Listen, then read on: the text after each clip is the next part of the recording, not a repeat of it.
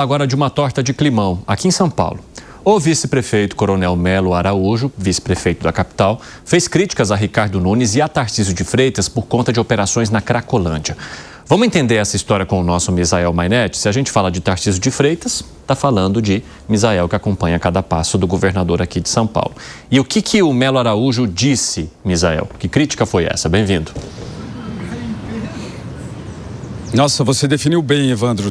Uma torta de climão aí entre Tarcísio, Nunes e Melo Araújo. Boa tarde para você, para todo mundo no estúdio, para quem acompanha o 3 em 1. Sem perder tempo, então, Melo Araújo, em uma entrevista à Folha de São Paulo, ele destacou o trabalho dele em relação aos usuários de drogas na região da Cracolândia, mas aí ele fez ataques a Tarcísio de Freitas, que deu uma entrevista para a Record em relação ao trabalho dele. E aí, Melo Araújo destacou que o trabalho dele como vice-prefeito, para acabar com a concentração foi, um trabalho efetivo, mas aí ele veio com críticas, disse que aconteceu o esquema de desvio de dinheiro destinado aos dependentes químicos durante a gestão de Ricardo Nunes, mas isso antes de ele se tornar vice-prefeito, ou seja, ele fala, sobre a gestão a que ele pertence, a Nunes, acaba fazendo críticas a ele, mas pontua que esse desvio de verbas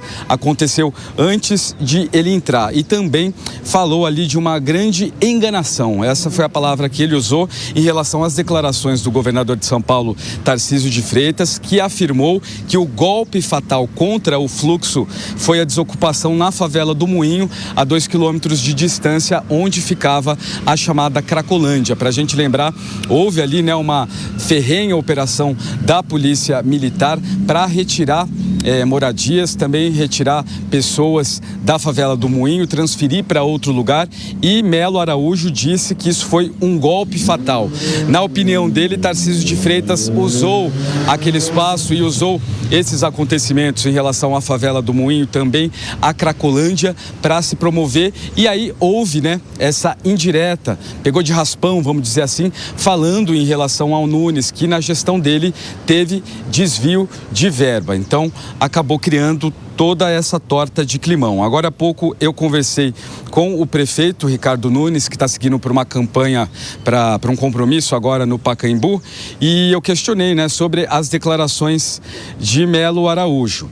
E aí ele disse o seguinte, sobre a fala de Melo Araújo, de que Tarcísio fez a gravação sem a prefeitura, eu expliquei que fui avisado, mas não pude ir. Fiz a gravação à noite em um equipamento de acolhimento, e ele me encaminhou uma conversa dele com o Melo Araújo, que eu acho interessante ler aqui para vocês.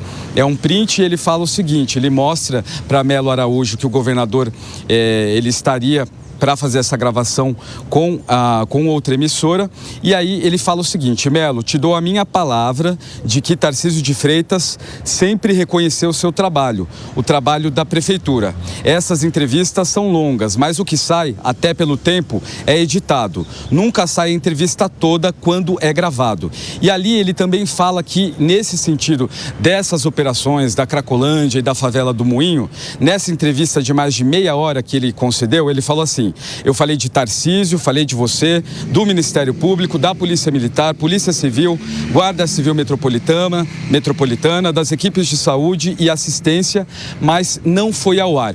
Então, Ricardo Nunes justifica para Melo Araújo que houve edição e que Tarcísio está fechado com ele também, está fechado com o Melo Araújo, mas que por conta de tempo, por conta de problemas desse tipo, nem tudo vai ao ar. Mas o prefeito não respondeu nada em relação a essa declaração de desvio de verba na gestão dele, envolvendo ali os usuários de droga. E ele continua aqui dizendo assim: mas para você ver como fui detalhado ali, mostrando que ele falou coisas sem ter as informações. Criou uma torta de climão, como você mencionou. O nosso repórter Matheus Dias está a caminho também do Pacaembu para tentar falar com o prefeito a respeito. Vale lembrar que Melo Araújo é um grande cotado para o Senado Federal, com a bênção de Jair Bolsonaro. Sobre isso ele fala que também depende de uma decisão de Bolsonaro para que ele tente uma candidatura. E aí nos bastidores criou o climão porque Ricardo Nunes também é cotado para tentar a gestão, né, do governo de São Paulo, caso Tarcísio de Freitas tente a presidência da República. Então, ficou aí, como você falou, essa torta de climão entre todos. O prefeito deu essa declaração, até agora eu não tinha falado nada a respeito, mas não falou sobre esse desvio de verbas que Melo Araújo menciona antes de ele ser vice-prefeito. Torta de climão de novo, vou usar essa expressão várias vezes. Vai jogar várias tortas de climão. Obrigado pelas informações, Misael Mainetti. Um abraço para você. Tem uma questão muito interessante que a gente precisa observar entre Tarcísio de Freitas e Ricardo Nunes. Não é apenas o interesse de Ricardo Nunes de uma possível candidatura ao governo de São Paulo que o entrelaça a Tarcísio de Freitas. É também o fato dele ocupar o cargo de prefeito, porque todo mundo entende que Tarcísio de Freitas teve um trabalho relevante e importantíssimo para garantir que isso acontecesse numa eleição municipal que foi tão apertada, com a participação de Guilherme Boulos e principalmente de Pablo Marçal, que arrebatou boa parte do eleitorado bolsonarista, que mesmo oferecendo um apoio oficial a Ricardo Nunes, tinha ali os seus entendimentos com Pablo Marçal na questão ideológica. Então, veio um desafio. Ricardo Nunes tinha um cenário. Quando a eleição começou de fato e os debates também aconteceram, o cenário mudou, o desespero bateu. E quem que, de certa forma, não largou a mão dele em nenhum momento? Tarcísio de Freitas. O próprio MDB também é extremamente grato ao governador e entende que para Ricardo Nunes alçar voos mais altos, ou seja, tentar obter a cadeira do governador de São Paulo, ele precisa também de uma indicação de Tarcísio de Freitas, assim como o Tarcísio precisa de Jair Bolsonaro para tentar ocupar o espaço da presidência da República. Agora, pensem bem nessa situação em que o vice de Ricardo Nunes vai lá e faz uma crítica direta, ainda levantando suspeitas sobre a atuação do governador de São Paulo em relação a um tema tão delicado que é o da Cracolândia e que é um tema que tanto a Prefeitura de São Paulo quanto o governo estão batendo no peito e dizendo: nós resolvemos. Fala, Piper. Olha, Evandro, você tem toda a razão, e até porque há muitos aspectos disso aí. Primeiro que, de fato, o prefeito Ricardo Nunes teve no governador Tarcísio o seu grande fiador. Ricardo Nunes, é bom que a gente não esqueça, ele foi ao segundo turno em uma disputa em que havia praticamente um tríplice empate. Até o final da apuração, ninguém sabia quem seriam os dois finalistas. E certamente esses votos a mais que o levaram ao segundo turno foram obtidos graças ao apoio do governador. Pegou a mão dele e falou: você é meu candidato, vou trabalhar por você. E o governador atuou de forma incessante. Só que na montagem da chapa ficou também decidido que a indicação do vice seria feita pelo presidente Bolsonaro. E aí entra o Coronel Melo Araújo, que não é, obviamente, um campeão de votos, não era uma figura de tanta projeção assim, mas era o nome do Bolsonaro na chapa, ponto. Então, o que pode acontecer? Qual o temor agora? Que se eventualmente Ricardo Nunes for o candidato ao governo, for o candidato à sucessão de Tarcísio, desde que o governador opte por disputar a presidência, a prefeitura cairia em mãos de alguém que, na verdade, nunca foi íntimo desse grupo. Não há uma relação entre eles como ocorre entre Tarcísio e Ricardo Nunes. O coronel vice-prefeito de São Paulo é um personagem ainda um pouco distante, às vezes reclama que não tem lá muito protagonismo. Nem seria a escolha de Ricardo Nunes se não fosse Jair Bolsonaro e o PL, Ele é o braço bolsonarista aqui. Exato, Então, como é que agora vai se amarrar isso? E ele está protestando e, como eu disse aqui ontem, se sou do governo federal, é mais uma declaração que eu guardo lá, deixo no freezer para depois olhar numa campanha.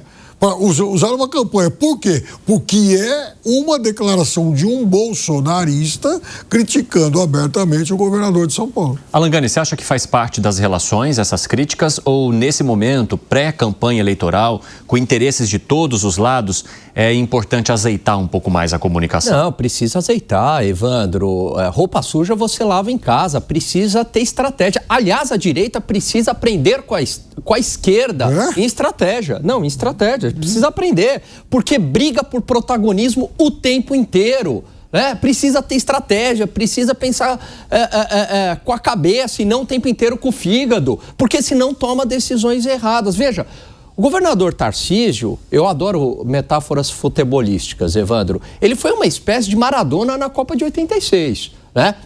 Que ganhou a Copa. Não foi eu, Piperno? Foi, não, enfim, agora você olha com aquela cara... Ele olha com uma cara...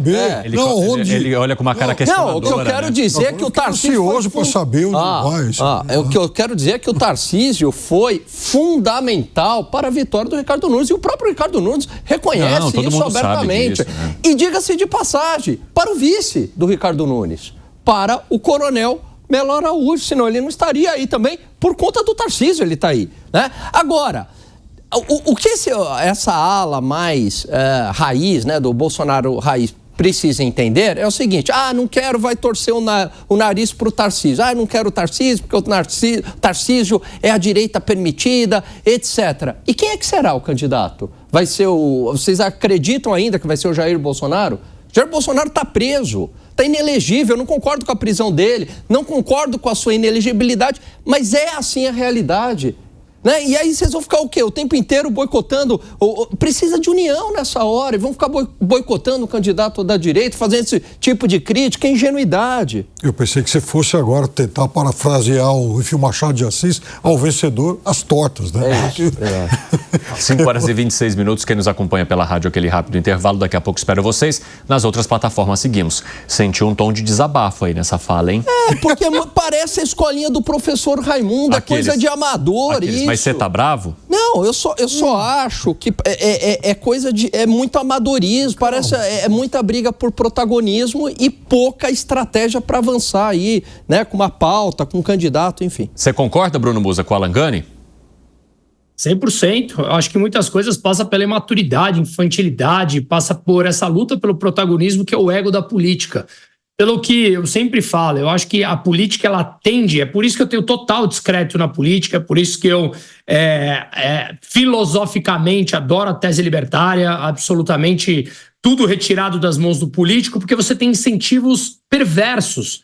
E os incentivos perversos, dados a todo e qualquer ser humano, ele realmente te leva a situações inusitadas que muitas vezes você sequer acredita que você se permitiria aquilo com você mesmo. Não se coloque à prova em muitas situações. Tem uma frase, eu não lembro de quem é, em um livro que fala: todo homem tem o seu preço. Então, se estão chegando no teu preço, o ser humano ele tende em algum momento a ceder. Basta você ter alguma dificuldade, em algum momento, alguma sedução maior, você acaba entrando. E a política, ela tem incentivos perversos a todos os momentos. E aí você começa a brigar por um microprotagonismo, mesmo que você abra espaço para o teu inimigo político, nesse caso, continuar conduzindo o país, levando para a catástrofe econômica, social, institucional, jurídica que o Brasil tá entrando. Então, me parece que o desabafo dele, como você colocou, que eu colaboro com isso, é porque parece que tratamos com um bando de infantis que não estão preocupados em realmente conduzir o país adiante. E, de fato, não estão. Estão de fato, olhando por um protagonismo próprio e, de novo, pelos incentivos perversos para fortalecer o seu próprio meio. E aí, cada vez mais, é por isso que eu prego que a descentralização é um caminho para levar o país a sucessos maiores e não centralizar na mão de poucos políticos onde os incentivos estão para eles e nada para o restante da população. Fala, seu Zé Maria Trindade. Essa frase do Piperno, ela é bem própria mesmo. Ela é muito citada por aqui, uma frase machadiana do Quincas Borbas, né? Aos vencedores as batatas. Está na hora de dar as batatas para o Tarcísio. É evidente, eu concordo com o Bruno e com o Alan e já venho falando isso aqui há um tempo. Só que eu acho que o grupo do ex-presidente Jair Bolsonaro tem todo o direito de fazer as suas defesas pessoais, tem todo o direito de fazer os seus cercos e entender que mesmo perdendo um nome na chapa presidencial, é melhor do que eleger outro que não tenha o nome Bolsonaro e que tenha voo solo. Quer dizer, presta atenção, não é incoerência. Eu entendo o grupo do ex-presidente Jair Bolsonaro, da família principalmente, mas acho que o Bruno está certíssimo quando você tem uma visão geral. Quer dizer, e se o preço disso for uma derrota a mais para a esquerda? né? Não é um preço caro demais?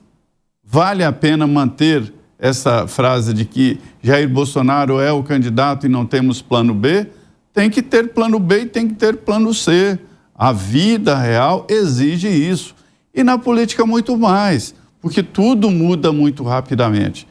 Eu recebi a informação de que tinha um momento ali que o Bolsonaro já tinha acertado com o Tarcísio. Ele já teria dado o sinal verde.